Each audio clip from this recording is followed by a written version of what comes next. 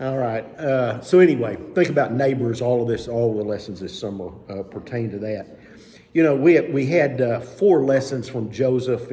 Stories in the Bible are so great, particularly true stories. And we got another one today from the book of Ruth.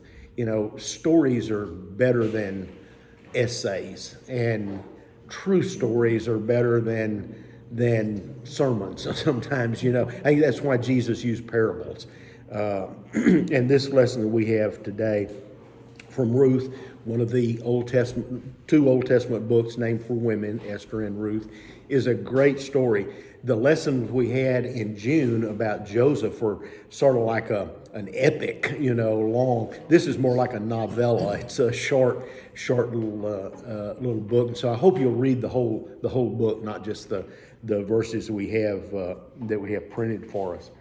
The purpose statement in our adult Bible study literature for this lesson is to remember to care for the strangers among us, the immigrants among us. Hey, Coach, come on in.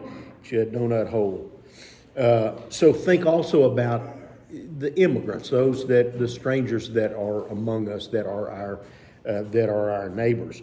And as we look at Ruth, we want to keep that in mind. But Ruth is such a rich story.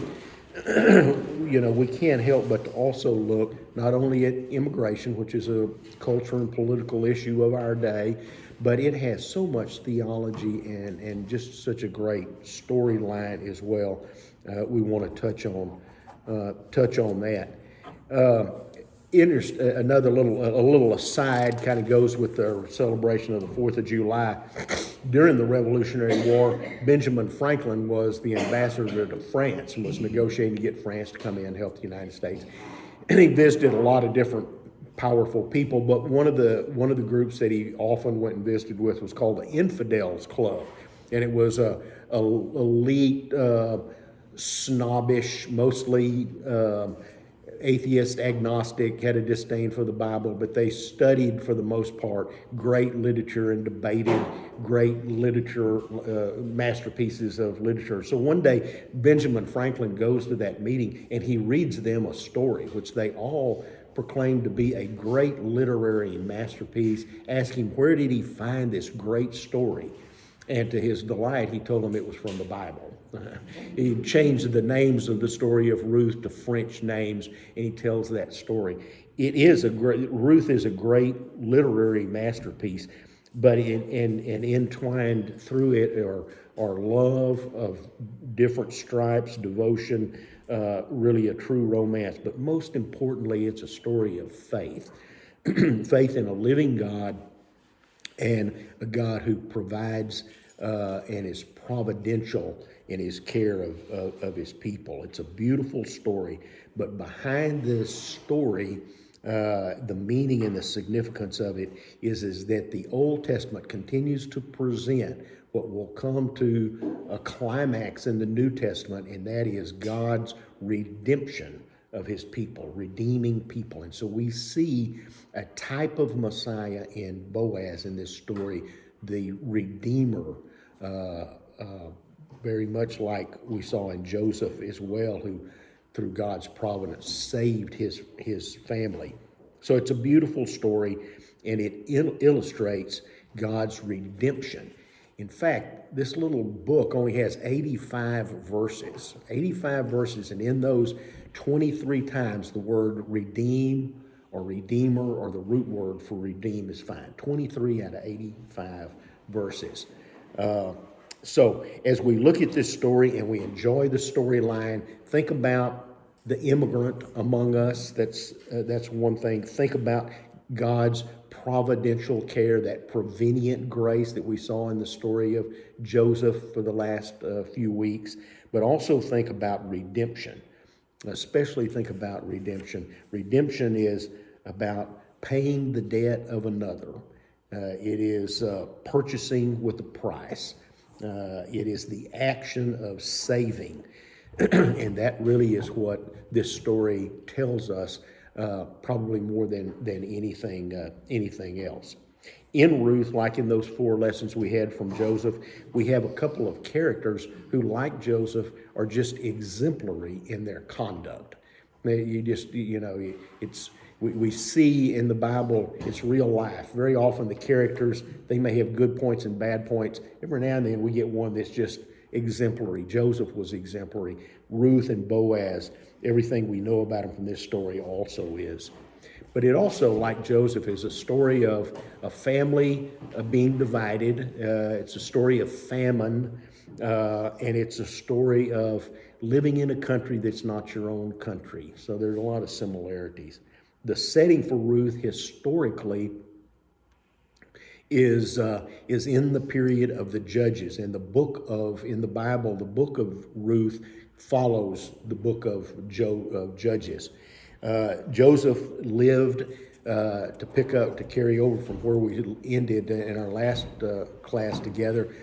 He lived 110 years in Egypt. All but 17 of those 110 he lived in Egypt rather than in his homeland. The Hebrew people, his family, 70 of his actual family, came to Egypt, and they lived there, prospered, multiplied for 400 years. By the end of that time, the pharaohs no longer remembered who Joseph was and what Joseph had done for the Egyptian people.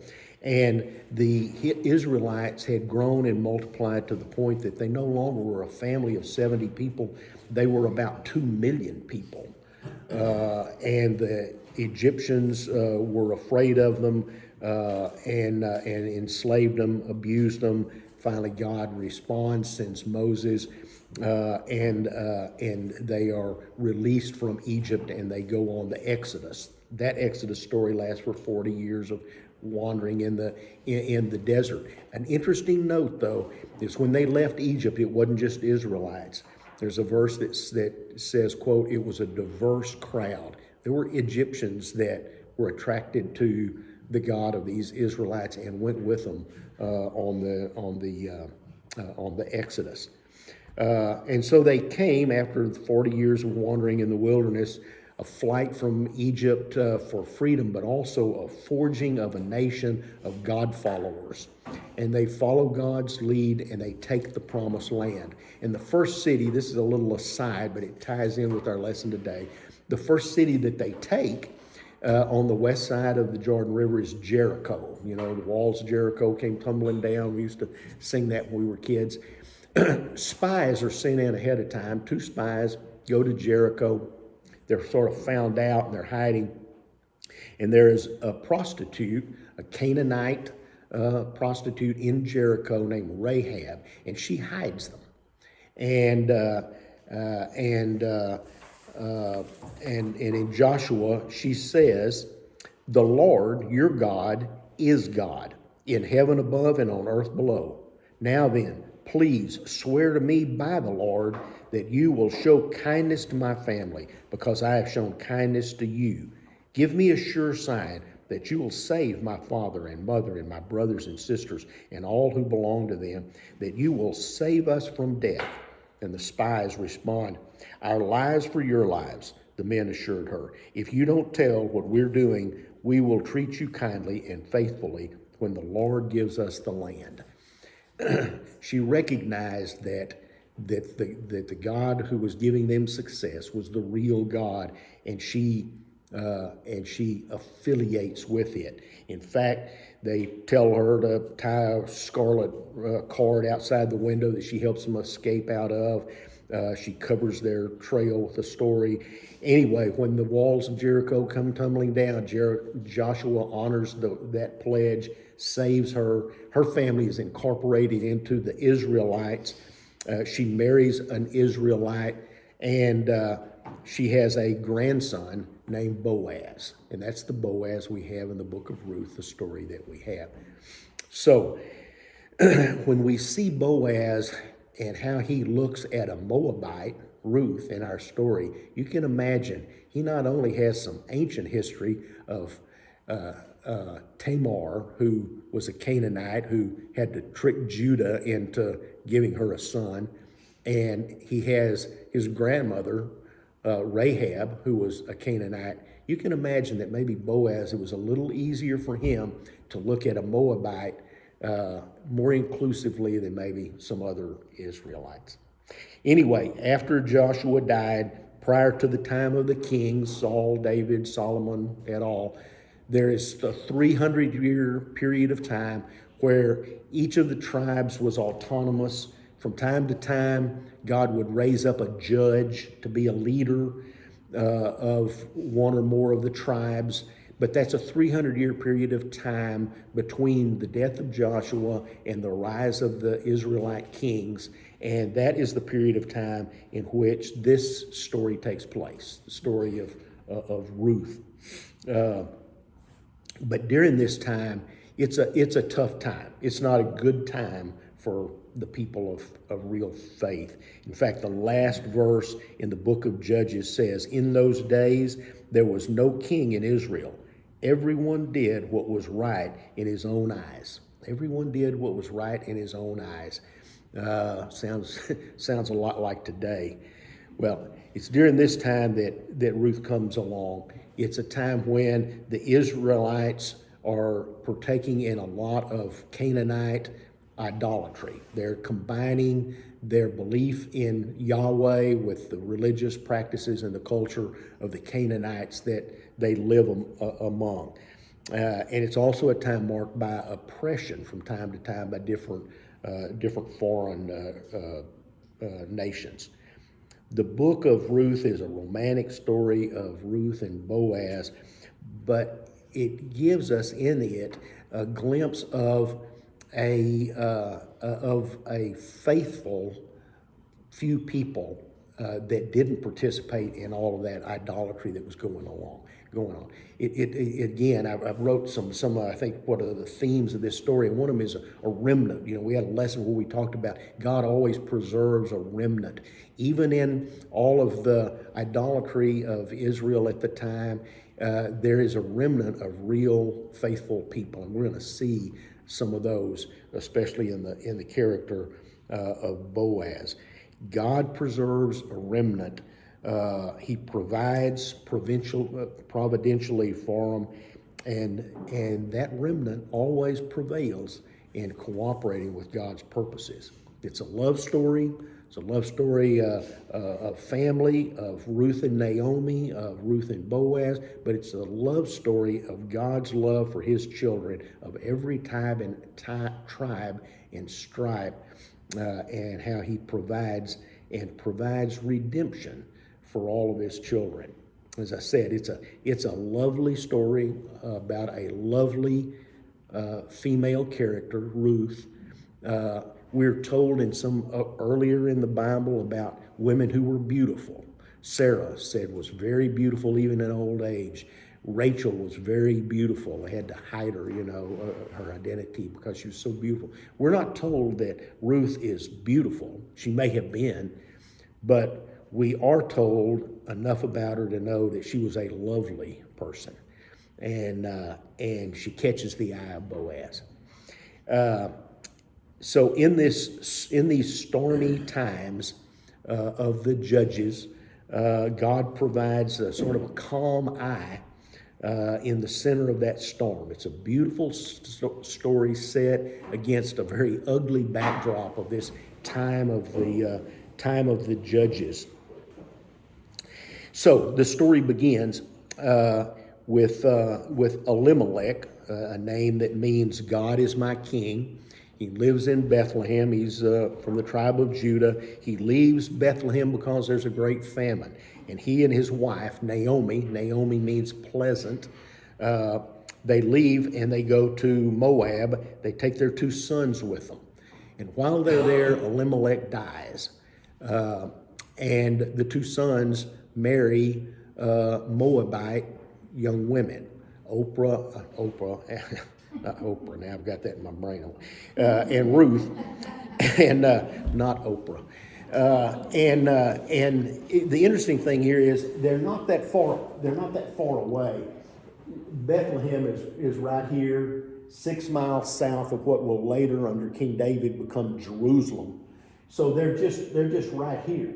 Moab is right here on the other side of the Dead Sea. On a clear day from the highlands of Judah, you can see the highlands of Moab. It's not that far. They could have gone back and got Judean brides for these two sons, but they don't. They marry Moabite young women, and then they also die. Naomi is now childless. Both of her daughters-in-law are both childless. And I think that leads us to a story here that we shouldn't miss. This was not a perfect family. Elimelech and Naomi's family, they weren't in the center of God's place, the promised land. They were not in the center of doing what God wanted them to be doing, perhaps, but they did something right. Somehow they told their family history to Ruth, a Moabite. They told it in such a way, and they lived it in such a way that she caught a vision of something better. She catches a vision of a true God, a living God, a better way of life. She catches that vision and she latches onto it. So I think there's a lesson in it for us. We don't have to be as exemplary as Joseph or Boaz or Ruth. We don't have to be perfect to tell our story in such a way that we can make a huge impact through the working of the Holy Spirit on someone else. Someone else can catch a vision of a true God, a real God, a God that engages with them individually. She put her trust in God, and the result of that was an inner beauty, an inner faith that couldn't, a love that couldn't be suppressed and wasn't hidden. And so she goes with Naomi. I think it's interesting again, just as Joseph never allowed himself to be the victim, Ruth doesn't allow herself to be the victim. She doesn't live in the what might have been. What might have been if I'd had children, if my husband was still alive. She doesn't do that. She never is the victim. She has this vision of something better. On the other hand, Naomi is really defeated here. And so it's all the more amazing that Ruth is the supporting pillar of this story right here. Naomi, when they get back to Bethlehem, and she's greeted by her old friends, and they call her Naomi, which means pleasant. And Naomi says, "Don't call me Naomi anymore, call me Mara," which means bitterness. And she says, "I went away full, but the Lord has returned me empty." But she wasn't as empty as she thought she was, because she had Ruth with her, and we're going to see how really important that is. So let me pick up. It is not from in our text today, but it's the most famous of the verses in Ruth. We very often hear it in wedding ceremonies. Ann and I Friday went to a 50th wedding anniversary, and we recognized that when Mac and Judy Parker got married, Dr. Shuttlesworth read from Ruth, and the very, very familiar. Ruth's hallmark, the hallmarks of Ruth's character are loyalty and love, both of which are matters of the will. They're not emotions, they're matters of the will. Both the loyalty that we see in her and the love that we see in her are matters of the will. William Bennett, in The Book of Virtues, says, our loyalties are important signs of the kinds of persons we have chosen to become. Ruth chose to become loyal and loving. He says that they mark a kind of constancy or steadfastness in our attachments. We saw that same kind of loyalty that Joseph had for his master Potiphar, and not succumbing to the temptations of Potiphar's wife. But we see it again here in Ruth also. Ruth's words to Naomi are among the greatest statements of love and loyalty in all of literature. She says, and I'm going to read this from the King James because it's so poetic, "Whither thou goest, I will go, and where thou lodgest, I will lodge. Thy people shall be my people, and thy God my God. Where thou diest, I will die, and there will I be buried." Naomi had been an immigrant in Moab, just as Jacob's family were immigrants in Egypt. And now Ruth is going to be an immigrant in Judah, but she chooses that because she sees something better. She leaves the comfort zone of her own country, her own family, extended family, the religion that she had grown up with, and she leaves for a strange new place with very uncertain economic prospects. Two widows. They didn't have the Social Security or disability or any of the social networks that we have in the modern day. They didn't have any close family to provide for them. But nonetheless, Ruth makes this declaration, this determination on her part to identify with Naomi's people, Naomi's land, but most importantly with Naomi's faith. And the source of that determination is clearly stated when she says, "Your God shall be my God. Your God shall be my God." It's a wonderful statement of faith, and she commits her life to it. Sounds very much like Jesus in Matthew chapter 19, where he said, "Everyone who has given up houses or brothers or sisters or father or mother or children or property for my sake will receive 100 times as much in return and will inherit eternal life." Just as Abraham and Sarah were called by the Lord, they answered the call, and they go to a promised land that they had never seen before. They left everything behind. Ruth leaves everything behind. And so she and Naomi come to Bethlehem in the early spring, about the time of the barley harvest.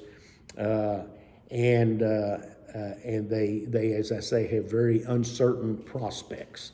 They have no one to take care of them.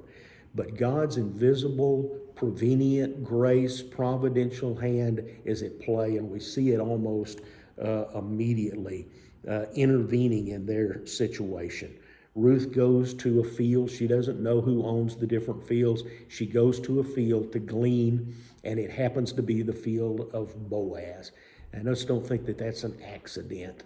And if you look at the whole story, I think you draw the same conclusion. So we find her in this field, gleaning in the field of Boaz, a man that is a close relative of Elimelech, Naomi's deceased husband. And he is a man of substance, wealth, but in one translation, I think they wrap it up, he's a man of true worth, one translation says. That's Boaz. And he's an unusual character in that he has a sensitivity to the situation of other people. You know, there are a lot of characters in the Bible that you wish you knew more about. I wish they'd tell you more of the story. You know, Joseph, Jesus' earthly father. I wish there was more in the New Testament about him because he's such an appealing character. Some of the lesser disciples, you wish you knew more about them. Well, Boaz is surely one of those people that you wish you knew more about because everything we do know about him is very appealing. Old Testament men commonly don't come across as being kind and sensitive. It was a different age and culture, very masculine dominated, but Boaz is a big exception. He is kind. He is an example of putting a priority on people, and that has a lot to say to us and teach us even in our day today. The story implies that Boaz is much older than Ruth. How much older, we don't know, but there's obviously a substantial age difference if you read the whole book. He is, we don't know whether he's a bachelor, an old bachelor, or he's a widower, but we can surmise that he has no heirs. because the son that will be born, Obed to Ruth and Boaz, is not only Elimelech's heir, but he's Boaz's heir in the genealogy. So he doesn't have children. He's older in age, and he is the kind of person. What we do know about him is that he is a godly man. He is a man of God. It's an important part of his daily life. We can see that. He thought about the Lord often, and in the speech of his daily life, he speaks often of the Lord. He allowed the Lord to be a part of his everyday business dealings. Listen to what he says to his reapers in the field. "May the Lord be with you," he said. And they responded, "May the Lord bless you." To Ruth, he declared, may you be blessed of the Lord." And then later he'll say, "I will redeem you as the Lord lives. I will redeem you." The language that he uses is a pious kind of language. We see it between him and his employees, and we see him in all the conversations that we have in this little book. You know, the language that they had in their workplace is very different, I think, with the language that we have very often in our workplaces. The conclusions that Ruth was able to draw about God's community might be very different than someone who didn't know us came into our workplaces. The conclusions they might draw about us, but the things that the things that in that kind of a workplace tend to go well. There's a respect and a regard between the employer and the employee, between the neighbors and other neighbors that is expressed in this kind of conversation. In effect, Boaz is praying for his employees, and they in turn are praying for him. It's a good situation. Well, although Boaz is a prince of the people of Judah here in this region around Bethlehem, he personally supervises the work in his fields. And when they thresh the grain, he sleeps on the threshing floor to protect it. He's a diligent, hardworking person. Again, just like Joseph, who applied himself, hardworking, diligent, so is Boaz, so is Ruth, we'll see as we continue on. They tend to their business. By the way, Boaz, looking at what different things, words, names mean, Boaz means in him is strength. And when his great-great-grandson Solomon builds the temple, there are two pillars, great pillars that hold up the portico, and one of those is named Boaz. I don't know what that really means, but I think we can assume that his name meant something about and said something about him. So Boaz is a prominent, wealthy landowner. He's perhaps well up in years, respected. He's kind. He's righteous, pious person in this region around Bethlehem. The timing is in the early spring. The first harvest of the year is the harvest of barley. That's what they're doing when Ruth and Naomi get there. What will follow then is the wheat harvest. After that, then you have grapes, olives, so forth. Ruth says to Naomi, and this is important, Ruth is the one who takes the initiative. Ruth says to Naomi, quote, "Let me go and glean in the fields of someone who may look on me with favor." She says, let me go and glean in the fields, and maybe somebody will be kind to me and allow me to do that. And Naomi lets her go. We need to know something about gleaning. First of all, it's hard work. What Ruth was doing was hard work, stooping, bending over, picking up grain that's on the ground. Burden was heavy. She's putting it in probably a big cloak. It gets heavier as the day goes by. Sun beating down. Surely there were a few bigoted locals that made fun of her accent. Perhaps there were some men who felt they could take the privilege, the license of putting hands on her because, after all, she was a Moabite. And by the way, a little aside, Moabites are really cousins of the Israelites. Seems like everybody was. When Sodom and Gomorrah is destroyed, Lot flees with his two daughters. His wife, turns, looks back, is killed. The daughters get him drunk and sleep with him. Well, one of his daughters has a son named Moab. That's where the Moabites come from. And so it was very easy for these Israelites to look down on and look at Moabites with a sense of superiority. They were not Yahweh worshipers, most importantly. They had plenty of grievances against the Moabites. They had opposed the Israelites when they first came, and they raided them from time to time. And besides that, they were an embarrassment. They were the black sheep in the family of Abraham. So it was easy to demonize someone from Moab. That's who Ruth is when she gets there. It's not so easy to demonize someone after you know the individual. Once they got to know who Ruth was, you see a completely different attitude toward her. And secondly, gleaning was provided for in the Mosaic Law. Really, the summary of the Mosaic Law is in Leviticus 19:9 says, when you reap the harvest of your land, do not reap to the very edges of your field or gather the gleanings of your harvest. Do not go over your vineyard a second time and pick up the grapes that have fallen. Leave them for the poor and the foreigner. I am the Lord your God. In chapter 19 of Leviticus, 15 times it says, I am the Lord your God. God is saying, I am a gracious God. I expect my people to be gracious people. God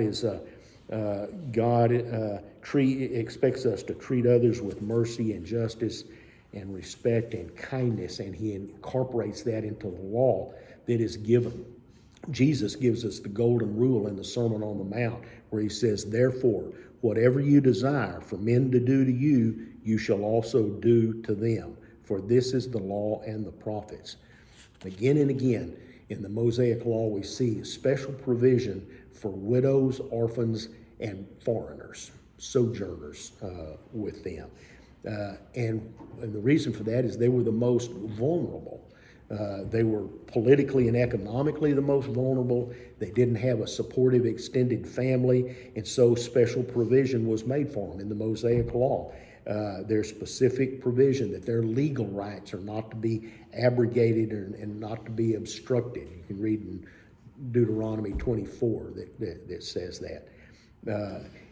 Then, and I think now, society has a responsibility to look out for one another, and that's one of the teachings of the law. But even from a religious standpoint, special provision is made for foreigners. Numbers chapter 15 says this: the community is to have the same rules for you and for the foreigner residing among you. This is a lasting ordinance for the generations to come. You and the foreigner shall be the same before the Lord. The same laws and regulations will apply to both you and to the foreigner.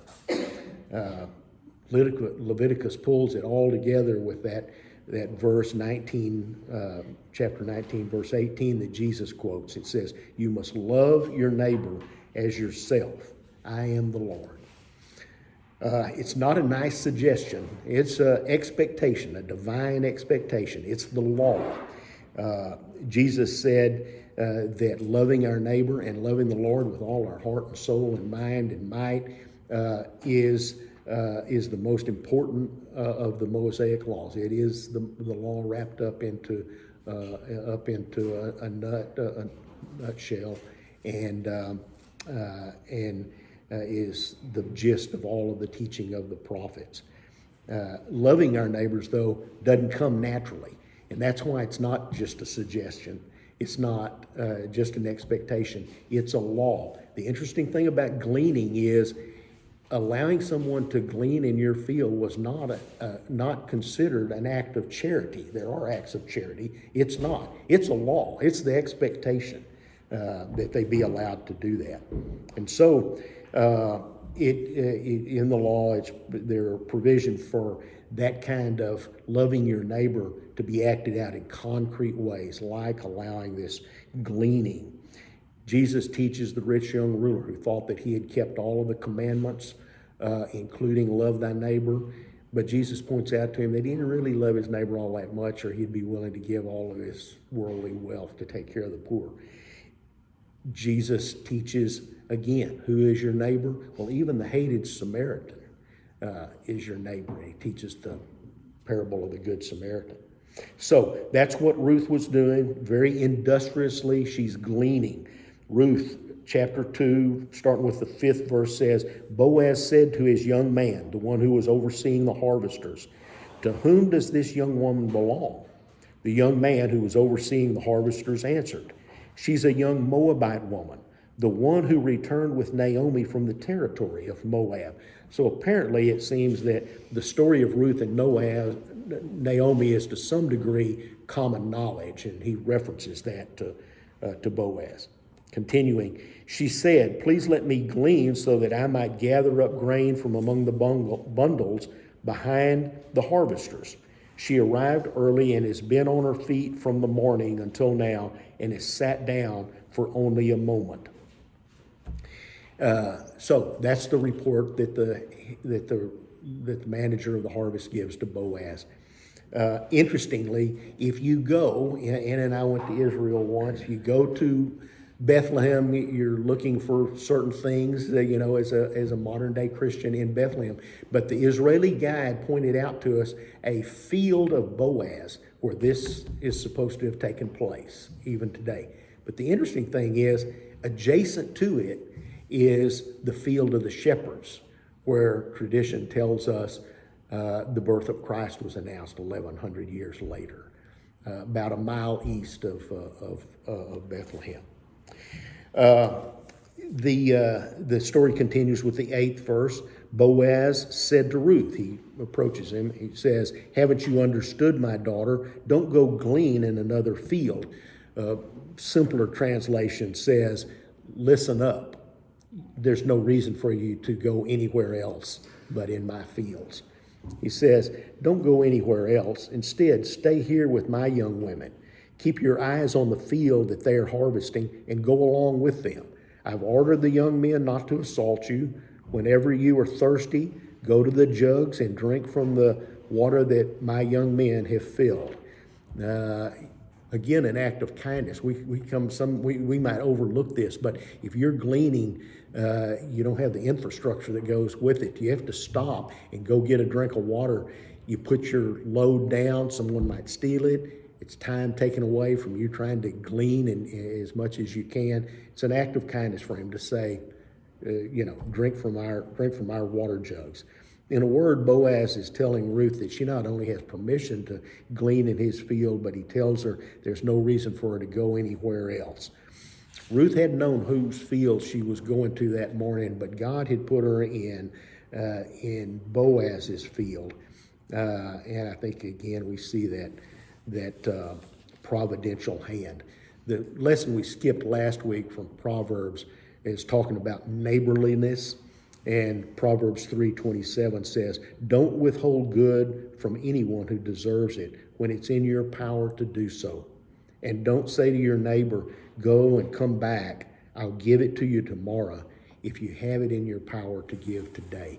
That's Boaz in a word. He's that kind of neighbor.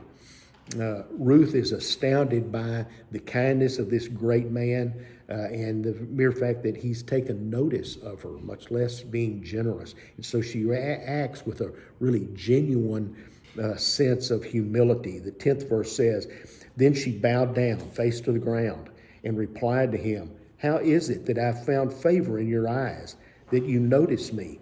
I'm an immigrant. She's saying, you're somebody, and I'm a nobody.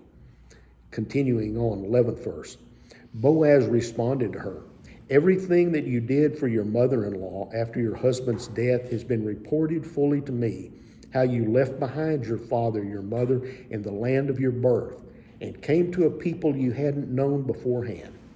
May the Lord reward you for your deed. May you receive a rich reward from the Lord, the God of Israel, under whose wing you've come to seek refuge. Boaz wants her to know that she has a future there in Bethlehem, just as his Canaanite grandmother had. She said, "May I continue to find favor in your eyes, sir, because you've comforted me, and because you've spoken kindly to your female servant, even though I'm not one of your female servants." There's a really interesting thing that I did not know before studying this lesson. The writer of the student book that we have makes a point about the different words that are translated immigrant. I've used before in talking about immigrants these verses that from Deuteronomy, Leviticus, so forth. But the writer here points out that what she says is, "I am an immigrant." She says to Boam, "I am a Nakri." The word ger, translated as immigrant in Deuteronomy and Leviticus that I just quoted here, that word ger is a word for immigrant that's used that expresses it's an inclusive descriptor. It's a term that's used that God used to remind them that they had been immigrants in Egypt. It is someone who is a sojourner and is incorporated and has expectations to be treated inclusively in the Israelite community. But that ger is not the word she uses. She uses nakri, which means a stranger who's a potential threat. So when we read about immigrants in Obadiah, the immigrant is someone who's trying to steal the Israelites' land. Or we read in Ezra and Nehemiah, it's a nakri immigrant, someone that is a threat. She didn't refer to herself as a ger, someone who had the right to expect, or an expectation, not a right, but an expectation of being treated as one who comes to live among and incorporated in the community. She says, "I'm a nakri," one who can be perceived as a threat. She is afraid, she's vulnerable, and so she's all the more appreciative to being received the way she is by Boaz. In Proverbs and why the difference in these two words and why we need to understand it is that in both Proverbs and in the Old Testament, but in the New Testament, we're told to be discerning. Jesus says, be discerning. Later in the New Testament, the same thing. Jesus says we're to be wise as serpents while we're being innocent as doves. We're to be discerning. And Boaz is wise and discerning, and he discerns what kind of immigrant Ruth is. She's someone who's chosen to come and be a sojourner here. And so he doubles down on his kindness. Verse 14 says, "At mealtime, Boaz said to her, 'Come over here, eat some of the bread and dip your piece in the vinegar.' She sat alongside the harvesters, and he, Boaz, served roasted grain to her." He's not only feeding her, he's providing community for her. It says, "She ate and was satisfied and had leftovers," which she takes to Naomi. She goes home. Then she got up to glean, and Boaz ordered his young men, "Let her glean between the bundles, and don't humiliate her." How important dignity is, and providing dignity for the person that is your neighbor or the sojourner among you. Then it says also, "Pull out some of the bales for her and leave them behind for her to glean, and don't scold her." In short, these harvesters were instructed to treat her as if she was one of them. She's not an other, she's one of us. And so don't scold her, don't humiliate her, don't disregard her. As we continue on, that's pretty much the end of our text that's printed. But if you continue on, we see that Ruth returned to Naomi with not only the expected amount of gleanings, not only a leftover meal to provide her, but with nearly an ephah of this grain. That's about 50 pounds. So she's much more than you would have expected to be able to have gleaned in a day. The kindness that Boaz has shown plants a seed in the mind of Naomi. Naomi recognizes that this Boaz is a very near relative of Elimelech, her dead husband. And there's a certain legal standing to that. In effect, Boaz is more than a kind, older, landed gentry gentleman who has been kind to her and allowed her free run in his fields to glean. He is a near kinsman redeemer. The word is goel, and it's provided for in the law. And a goel was allowed to buy the possessions of a bankrupt family member so that those possessions, that land, would stay in the family and not be lost.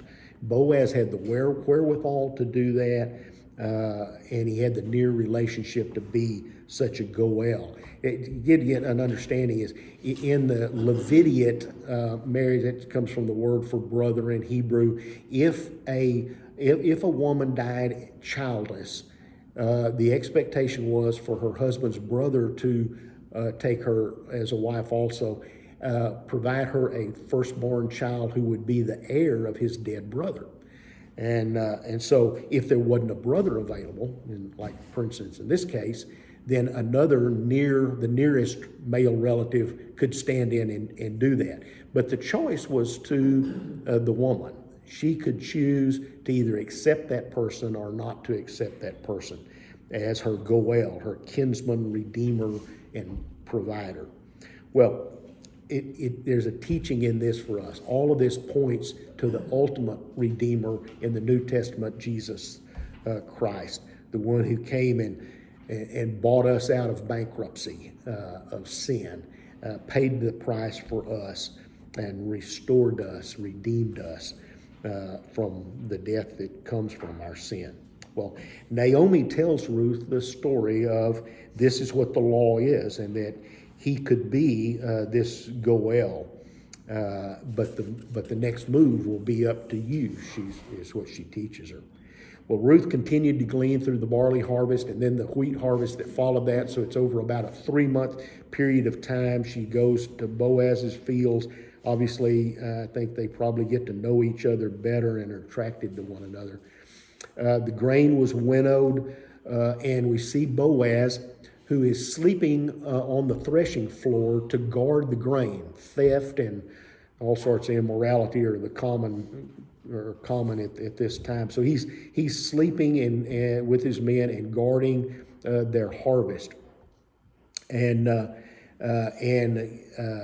Ruth is given some coaching by Naomi as to how she is to proceed if she chooses to, which she does. And she says, go to work, come back, clean yourself up, and then at night go and sleep at the feet of Boaz. She does this. She uncovers his feet, and maybe they get cold or whatever. He wakes up. He asks, who is this at my feet? And Ruth says, it's your maid, Ruth. So spread your covering over your maid, for you are a close relative. That's Ruth 3:9. She's expressing her willingness for Boaz to take her as his wife, to be her goel, her redeemer, to provide an heir for Elimelech, her father-in-law, who is dead and whose sons are dead. Spreading his cloak over her would be a way of signifying his willingness to become that kind of a protector and provider. And Boaz's response is immediate. He says, may you be blessed of the Lord. You have shown your last kindness to be better than your first kindness by not going after young men, whether rich or poor. Do not fear. I will do for you whatever you ask. For all my people in the city know that you are a woman of true excellence. That's 3:10. Here we have a man of real worth and a woman of true excellence. It's a great match, as we can see. And by the way, there's nothing immoral about what takes place. What takes place here this night, that's just the procedure, the custom of the day for effecting this. I think Boaz and Ruth have probably over these 3 months fallen in love. It's really a romantic story, even though the word is not not itself used. And he has obviously imagined that this might come about, that she might see him in this way, because as soon as she asked him to put her cloak over her, he immediately informs her that not only is he willing to, but there's another relative that's a closer relative that has a prior right. And he says, I'll take care of that. And so he sends her home that morning with a gift to Naomi of a large amount of grain. And he goes to the city gates to deal with this kinsman. Here we had in our text today Boaz saying, "May God richly bless you." And now Boaz is able to see himself as the way in which God is going to richly bless her. I think there's a little lesson in that for us as well. When we pray for somebody that God will intervene in someone's troubles, maybe we ought to see ourselves as the way that God is going to do that intervention, is going to be interceding in their lives. Anyway, he goes to the city gates. He says, "My kinswoman Naomi wants to sell the real estate that her dead husband has." And the near relative says, "Yeah, I'll do that. I'll buy that." He says, "Well, you have to provide for the family if you buy it." He says, "I'm willing to do that." And then Boaz plays his trump card and he says, "Well, there's a marriage obligation too. There's a marriageable woman here." Well, then the man says, he sees, I'm going to buy this land. I'm going to take care of these two people, and and she is going to have a son by me that's going to be the inheritor, not my current heirs. I'm not really willing to do that. He backs out, and he gives his shoe to him. It's a way of saying, you can go walk on the property. I'm not going to walk on the property. So Boaz dispenses with this person who has the prior right, and he marries Ruth. The account goes on. They have the birth of a son, Obed, who's the grandfather of the greatest king of Israel and Judah, David. It's an unusual continuation of the story, though. Here's Naomi, who has been Ruth's mother-in-law. Now she's married. She has a son. You might expect that Naomi sort of fades off into the past, but that's not the case in this story, because Ruth and Boaz are too loving and caring to allow that to happen. When the baby is born, the women of Bethlehem say to Naomi, quote, "Blessed is the Lord who has not left you without a redeemer today, and may his name become famous in Israel. May he also be to you a restorer of life and a sustainer in your old age. For your daughter-in-law, who loves you, is better to you than 7 sons, and has given birth to him," this redeemer that's gonna support you. That's in the 4th chapter of Ruth. "And then Naomi took the baby and cared for him. And the neighbor women said, 'A son has been born to Naomi.'" That's 4:17. Imagine that. They consider this son to be Naomi's son. She's the heir of her dead husband. And Ruth and Boaz happily permit this to happen. From all accounts, Boaz continues to see to Naomi's care until her death, and did it willingly and cheerfully. And Ruth's love for Naomi never wanes. It's just a beautiful story, and I think that for the early Christian church, our lesson next week is going to be in the very beginning months of the new church in Jerusalem. And for these earliest Christians, they could look back at this story of Ruth, and it represented an early sign that when the Messiah comes, he would come for all of mankind, not just for the very best of the Jewish elite, not just for the Jews, but for the Gentiles as well. that would be incorporated into the community. It's an important lesson for us to also remember. First of all, that God comes for all, and His redemptive grace is available to all. And we all ought to see ourselves as being in the need of that grace, just as the people that we live among are in that grace. But I think one of the other things that this lesson teaches us is that we all have a story. Naomi and Elimelech, they told their family history in such a way that Ruth catches a vision of something better, a real God, a living God. It's very easy for Israelites in Bethlehem to demonize Moabites. But when you get to know Ruth's story, it's very difficult not to like her, not to admire her. We don't have to be as exemplary as Joseph and Boaz and Ruth to tell our story. We have stories, especially stories of faith, and we need to find ways to tell those stories and to share particularly our stories of faith. And when we do, strangers can become neighbors, and neighbors can become families. And I think that's one of the teachings of this lesson. Anyway, I'm over again, as always. Anybody else got anything else want to add? What a great story. Hope you'll read all of it before you finish. Anything else? Let's close with a word of prayer then.